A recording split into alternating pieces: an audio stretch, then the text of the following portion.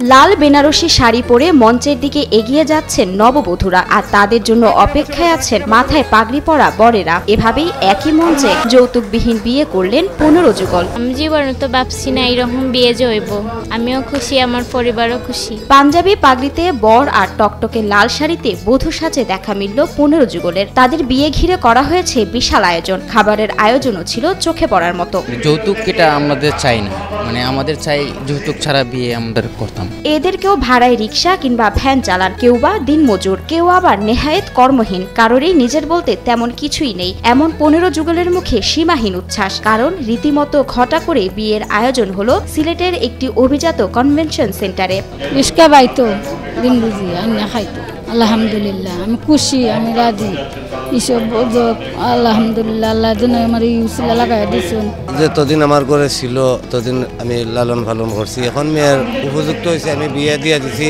তবে একটা মনের মাঝে আমার আনন্দিত আসছে, এই যে অনুষ্ঠানটা দেখিয়া, এই অনুষ্ঠানে আমার কোনো তফিক ছিল না, কিন্তু এখানে যে এই আমার মেয়ের বিয়ে দিতে পারছি, আমার অনেক আনন্দিত আছি আমি। সমাজের নিম্নবিত্ত ও সুবিধা বঞ্চিত যুবক যুবতী যাদের পরিবারের বিয়ের অনুষ্ঠান করার সামর্থ্য নেই, তারাই মূলত এই গণবিয়ের পাত্রপাত্রী। মৌলানা সাহেব আরো আছে কয়েকজন, ওরা আমাদের এলাকায় গিয়া আমাদের বলতেছে যে এরকম যৌতুক ছাড়া বিয়ে তোমরা রাজি নেই। আমরা বলছি যে আমরা রাজি।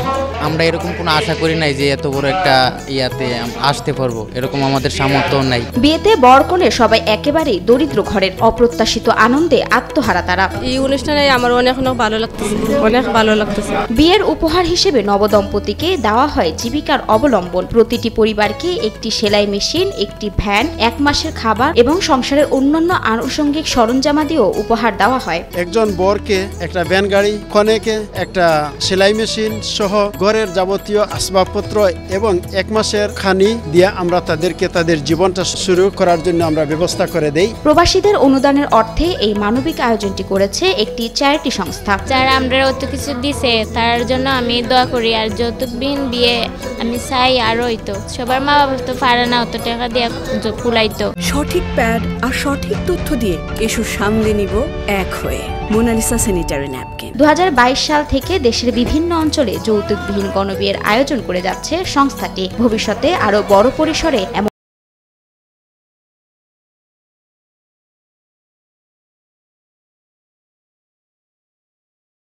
অল্প কয়েক বছরের ভিতরে আমরা যৌতুকমুক্ত বাংলাদেশ করতে পারবো।